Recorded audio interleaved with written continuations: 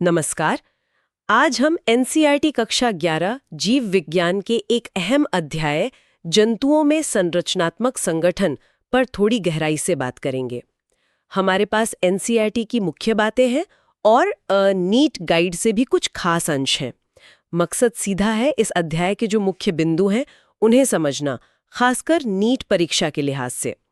हम पहले जंतु ऊतकों मतलब एनिमल टिश्यूज से शुरू करेंगे और फिर केचुआ, कॉकरोच और मेंढक, इनकी बनावट और शारीरिक रचना पर ध्यान देंगे। तो ये संरचनात्मक संगठन, इसका सीधा मतलब है कि किसी जीव का शरीर, उसके अंग, ये सब कैसे व्यवस्थित है, कैसे सेल्स से टिश्यू बनते हैं, टिश्यू से अंग और फिर अंग प्रणालियां, है ना। चलिए तो फिर शुरू करते हैं। सबसे पहले जंतु ऊतक, ये क्या है? एक जैसी कोशिकाओं का समूह जो कोई खास काम करते हैं। मोटे तौर पर 4 तरह के होते हैं: एपिथेलियल या उपकला ऊतक, बिल्कुल, संयोजी ऊतक, पेशीय ऊतक और तंत्रिका ऊतक। एपिथेलियल वाला वो शरीर और अंगों पर परत बनाता है ना, जी। जैसे त्वचा या आंत की अंदरूनी परत। हाँ, बिल्कुल। ये एक तरह की कवरिंग या लाइनिंग है और ये पदार्थों के आने जाने को भी नियंत्रित करता है। अच्छा। और फिर आता है संयोजी ऊतक। Connective tissue. हाँ, और संयोजी ऊतक की बात करें तो ये वाकई में बहुत विविध है, मतलब बहुत अलग-अलग तरह का। इसका मुख्य काम है जोड़ना, सहारा देना, शरीर के अलग अलग हिस्सों को एक साथ रखना। जैसे इसमें एरियोलर ऊतक है जो अंगों के बीच जगह भरता है। फिर वसा जमा करने वाला एडिपोज ऊतक। टेंडन हैं जो हड्डियों को मांसपेशियों से जोड़ते हैं। लिगामेंट हैं जो हड्डियों को हड्डियों से जोड़ते हैं। और यहाँ तक कि रक्त भी। रक्त? ये थोड़ा चौंकाने वाला लगता है कि रक्त भी संयोजी ऊतक है। हाँ, बिल्कुल, क्योंकि इसमें कोशिकाएं जैसे आरबीसी, डब्ल्यूबीसी, प्लेटलेट्स एक तरल मैट्रिक्स यानी प्लाज्मा में बिखरी रहती हैं और ये पूरे शरीर में पदार्थों का परिवहन करके अंगों को एक तरह से जोड़ता है। नीट के लिए यह याद रखना बहुत जरूरी है कि रक्त एक तरल संयोजी ऊतक है। अच्छा, तो ये विविधता ही इसे खास बनाती है। फिर पेशीय ऊतक, मसल्स वाले। हाँ, पेशीय ऊतक, नाम से ही जाहिर है, ये सिकुड़ते हैं, मूवमेंट और लोकोमोशन में मदद करते हैं। 3 तरह के होते हैं: कंकाल पेशी, चिकनी पेशी और हृदय पेशी। और चौथा तंत्रिका ऊतक, नर्वस टिश्यू। सही, ये न्यूरॉन्स यानी तंत्रिका कोशिकाओं से बना है। इनका काम है सूचनाओं को विद्युत संकेतों के रूप में तेजी से एक जगह से दूसरी जगह पहुंचाना। हमारे सोचने, महसूस करने, प्रतिक्रिया करने में यही काम आता है। ठीक है, तो ये हो गई ऊतकों की बुनियादी बात। अब इन ऊतकों का संगठन देखते हैं उन 3 जीवों में जिनका जिक्र है: केचुआ, कॉकरोच और मेंढक। शुरू करते हैं केचुए से, फेरेटिमा पोस्थुमा। हाँ, केचुआ।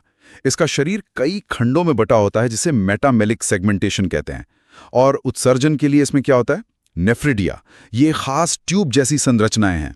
नेफ्रिडिया, ये शरीर के तरल से अपशिष्ट छानते हैं, है ना? बिल्कुल। और इसमें परिसंचरण तंत्र कैसा होता है?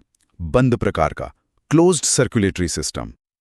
मतलब रक्त हमेशा खून की नलियों में ही बहता है, बाहर नहीं आता। सही। इससे पोषक तत्व और ऑक्सीजन तेजी से पहुंचते हैं, जो इसके बिल खोदने वाले जीवन के लिए जरूरी है। ओके, अब केंचुए से आगे बढ़ते हैं कॉकरोच पर। Periplaneta Americana. हाँ, कॉकरोच। इसमें उत्सर्जन का तरीका अलग है। मैल्पीघी नलिकाएं। मैल्पीघी नलिकाएं, ये नाम तो नीट के लिए बहुत महत्वपूर्ण है। हाँ, अक्सर पूछा जाता है। ये क्या करती हैं कि हीमोलिम्फ, जो इनका रक्त जैसा द्रव है, उससे अपशिष्ट सोखकर आंत में डाल देती हैं। अच्छा, ये जमीन पर रहने वाले कीटों में पानी बचाने का एक बेहतरीन तरीका है। और इसका परिसंचरण तंत्र केंचुए से अलग? हाँ, बिल्कुल अलग। इसमें होता है खुला परिसंचरण तंत्र, ओपन सर्कुलेटरी सिस्टम। खुला, हाँ, मतलब? तो रक्त या हीमोलिम्फ कहें, वो वाहिकाओं से निकलकर सीधे शरीर गुहा, जिसे हीमोसील कहते हैं, उसमें बहता है और सारे अंग उसी में डूबे रहते हैं। ये केंचुए के बंद सिस्टम जितना कुशल नहीं है, पर इसमें ऊर्जा कम लगती है। कॉकरोच के मेटाबॉलिज्म के हिसाब से ठीक है। हाँ, कुछ वैसा ही समझ सकते हैं। और सांस लेने के लिए इसमें ट्रैकियल नलिकाओं का जाल होता है जो हवा सीधे ऊतकों तक पहुंचाता है। ठीक है, अब तीसरा जीव, मेंढक, राना टिग्रीना, उभयचर। हाँ, एम्फीबियन, पानी और जमीन दोनों जगह रहता है, तो इसमें दोनों के लिए अनुकूलन होंगे। इसका दिल वो 3 कक्षीय होता है ना? 3 चेम्बर्ड हार्ट। सही कहा।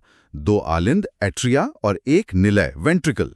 इसका मतलब है कि ऑक्सीजन वाला और बिना ऑक्सीजन वाला खून निलय में थोड़ा मिल जाता है, जो हमारे 4 कक्षीय हृदय से कम कुशल है। हाँ, कम कुशल है पर मेंढक के लिए पर्याप्त है। और एक और खास बात, क्या? ये फेफड़ों से तो सांस लेता ही है, पर पानी में अपनी नम त्वचा से भी गैसों का आदान प्रदान कर सकता है। ओ हाँ, क्यूटेनियस श्वसन, त्वचा से सांस लेना, ये तो कमाल है। बिल्कुल, और उत्सर्जन के लिए इसमें हमारी तरह किडनी होती हैं। तो इन तीनों की तुलना करना काफी जरूरी लगता है।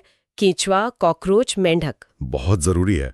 उनके उत्सर्जन अंग देखिए, नेफ्रीडिया, मैल्पिगी नलिकाएं, किडनी। सांस लेने के तरीके, नम त्वचा, ट्रेकिया, फेफड़े और त्वचा। और परिसंचरण तंत्र, बंद, खुला और 3 कक्षीय हृदय वाला। ये सब दिखाते हैं कि कैसे अलग अलग संरचनाएं उन्हें अपने खास माहौल में रहने में मदद करती हैं। सही सही। संरचना सीधे तौर पर उनके काम और जीवन शैली से जुड़ी हुई है। तो अगर संक्षेप में देखें, हमने 4 मुख्य जंतु ऊतकों को समझा और फिर केंचुआ, कॉकरोच, मेंढक की संरचना और कार्यप्रणाली की खास बातों पर ध्यान दिया। नीट के नजरिए से देखें तो ऊतकों के उदाहरण याद रखना बहुत जरूरी है। जैसे आपने बताया, रक्त एक संयोजी ऊतक है या आंत में कॉलमनार एपिथीलियम होता है। और इन तीनों जंतुओं की वो खास संरचनाएं, केंचुए में नेफ्रीडिया, कॉकरोच में मैल्पिजी नलिकाएं और खुला परिसंचरण, मेंढक में 3 कक्षीय हृदय और त्वचा से श्वसन, ये सब बहुत महत्वपूर्ण है। हाँ, इनके डायग्राम, उदाहरण और ये क्या काम करते हैं, इस पर फोकस करना चाहिए। और सिर्फ तथ्यों को रटना नहीं है, ये सोचने की कोशिश करें कि ये अलग अलग संरचनाएं, ये अनुकूलन इन जीवों को अपने पर्यावरण में सफल होने में कैसे मदद करते हैं। जैसे हमने बंद और खुले परिसंचरण की बात की, सोचिए इनके और क्या फायदे या नुकसान हो सकते हैं। किस जीव के लिए कौन सा बेहतर है और क्यों? जी, या त्वचा से सांस लेने की क्या सीमाएं हो सकती हैं? मेंढक सिर्फ त्वचा से क्यों नहीं काम चला लेता? बिल्कुल। इस तरह के सवाल आपको विषय की गहरी समझ की ओर ले जाएंगे। ये सिर्फ रटने से ज्यादा फायदेमंद होगा।